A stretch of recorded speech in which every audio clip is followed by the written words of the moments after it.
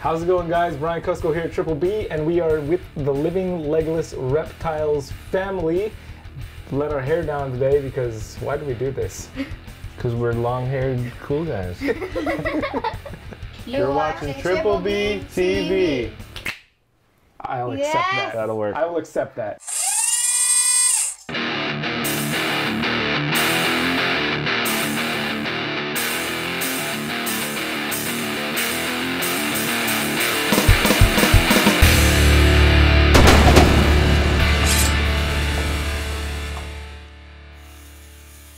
If you don't know about Living Legless Reptiles, well then there's going to be a link in the description for his first time appearing on Triple B TV. You can check that out. Today we're just going to look at snakes. He's got a bunch of cool stuff hatching, so we're going to be taking a look at some of the hatchlings coming out. And let's get right, snakes! Snake time! Snake time. Obviously a clutch of carpet pythons. These are all lineaged, pure coastal carpets. And these guys started hatching out yesterday. So once we get the first pit, we go ahead and take a razor blade and cut a window through the top. That way we don't have any problems with things not hatching out. Snakes all have a little egg tooth on the front of their face, which they use to cut open their eggs. And if we have any problems with that, that could potentially fall off before they get themselves out of the egg and then they suffocate in their own fluids. So we go ahead and remove that possibility and cut open the eggs so they can come out at their leisure once they soak up all the rest of their yolk that's remaining in the egg. So that's what you're seeing here. Is there's some babies that haven't poked their face out yet. They aren't breathing air yet, but most of them are. This was a 20 egg clutch, and it looks like probably everybody's gonna hatch, which is always a great thing. So these things are tiny. Yeah, super tiny. Oh, you got you good. Nice. Well, so tell us about these babies. We focus on pure lineage carpet pythons here at Living Legless, but I made a bit of a mistake when we were during breeding and accidentally put in two different males. Our potential sire is an axanthic, super axanthic, and the female was a caramel. The other male we used was a Michael Pennell striped caramel. So unfortunately, each egg could be sired by a different male. We can't tell with 100% certainty whether any of these babies are caramel or super caramel or all het axanthic.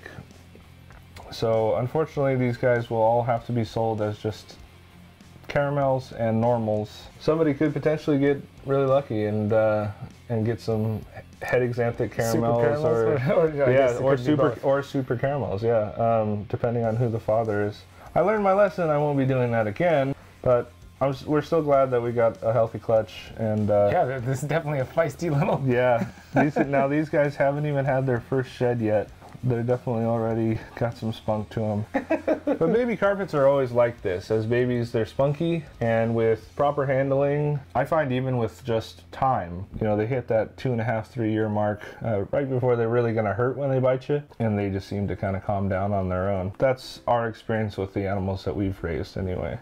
We've been working with carpet pythons for, we've been breeding them for about 10 years. So this is a Trumbo or Hypo. These guys are really cool. This is just a reduced pigment bull snake. So there's two types of hypo. There's the Trumbo hypo and the Stillwater hypo. They come from two separate lines, totally separate genes. They don't work together. If you bred a Trumbo hypo to a Stillwater hypo, you get double het normals. With a Stillwater hypo, you get a lot more yellows. These guys are a little bit more of a muted brown, but they get some real nice oranges in their saddles. We really like bull snakes. It's something I fell in love with a long time ago. And we have this gene in multiple other genes in combo morphs and things like that. And we'll show you those now. All right, Riley is leaving us now. Although she was the best dressed person here, she's got to go. So this guy's doing a good job at doing his typical bull snake display. They rattle their tail, they hiss, they open their mouth. And it's all rattlesnake mimicry. That's what their natural defense technique is to mimic a rattlesnake. And at this size, it's just cute. So this is a ivory, which is a hypo white-sided, double gene visual. You can make this with either form of hypo, but this is a trumbo or hypo ivory. If you can see that he has pretty much no pattern on the sides, that white-sided gene removes that and just leaves them with this dorsal pattern. And it has a little bit of an axanthic component to it. That's why it looks very gray. And then the hypo gene just reduces that dorsal pattern to give it that kind of ghostly appearance. And it's pretty easy to differentiate these from actual ghosts, which was an axanthic hypo because of the white sides. The ghost tends to look more gray and doesn't have as much of a pattern reduction with the white-sided gene in there. But this guy's actually had his first shed and has already taken its first meal, so we're pretty excited that these guys they get going pretty quick. He's so grumpy. That guy's putting on a great little show for you guys right now. He sure is. Hey bud, let's go back inside. This was a mistake to have our hair down. It's your idea, man. I had nothing to do with this hair down thing. I was like, let's let our hair down and turn off the fan so we know.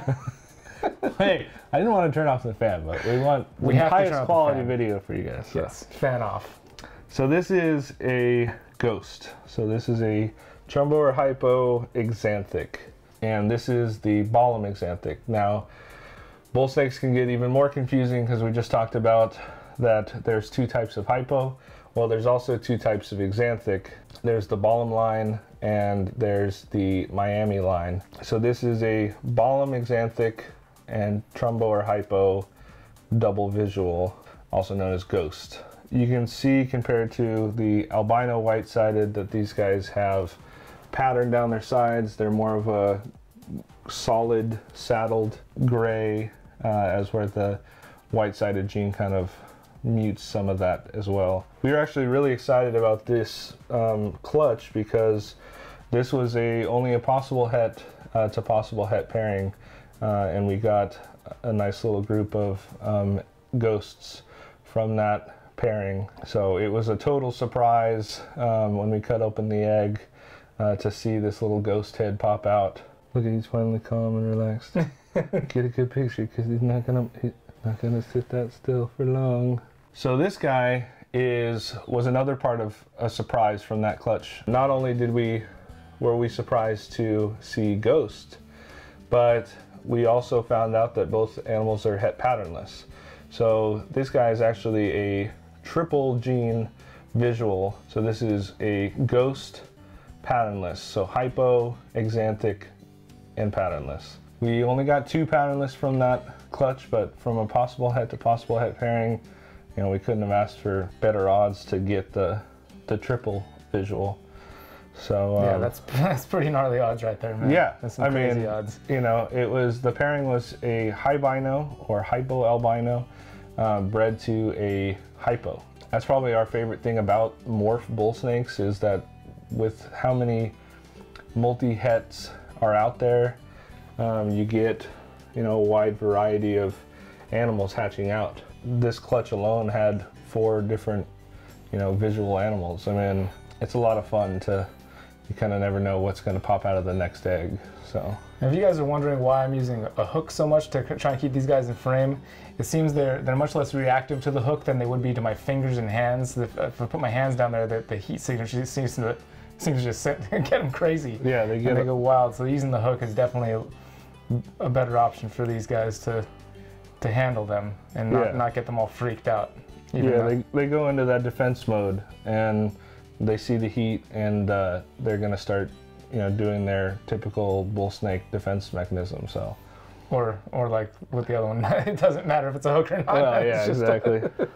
So these guys are an albino and an albino white-sided. So that white-sided gene looks real high white with that real minimal yellow dorsal pattern.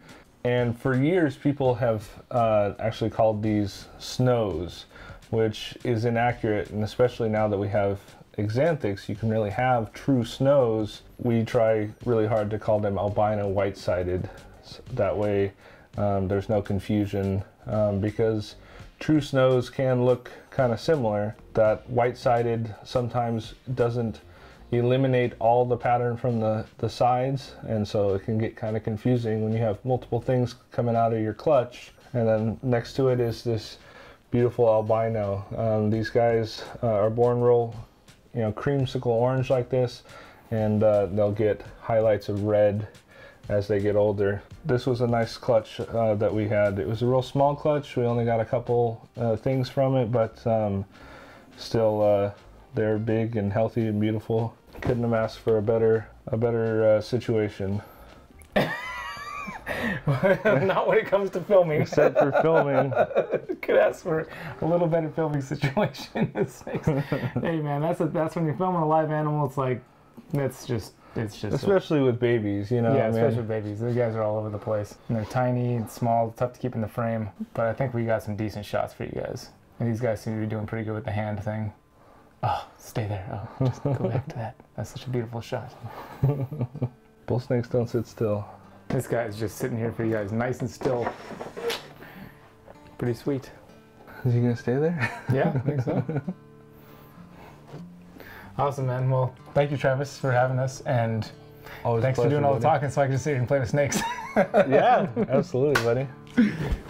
Always welcome in my house. All right, guys, that's going to do it for us for Snakes with Friends for a little bit. It's going to be Pomona interviews from here on out. Probably I think the next 10 episodes are going to be Pomona interviews. So I'm looking forward to doing that. And next week, who is first? I'm not sure who our first interviewee is next week, but only one way to find out.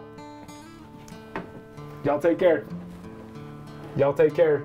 God, I'm just all over the place. See, this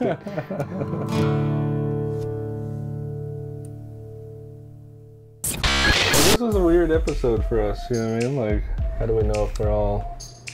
We are. See, look at it. Let's see. My head's right in front of the L, pretty much. Sorry, my snake room is not quite movie studio ready. What the hell was that? Oh, bless you. Oh, bless you. Cover your mouth. Is that happening on purpose? Goodness sakes. Are we ready? I don't know. We're watching Triple B TV. Let's try that again. Yeah, that was terrible. 1, 2, 3.